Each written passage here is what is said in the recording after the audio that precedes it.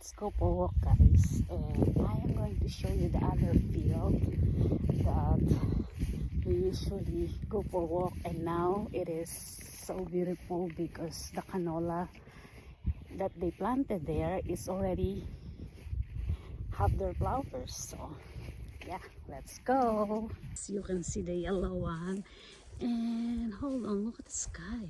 It's absolutely gorgeous.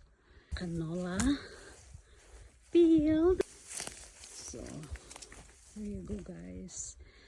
Look at that, all the way there.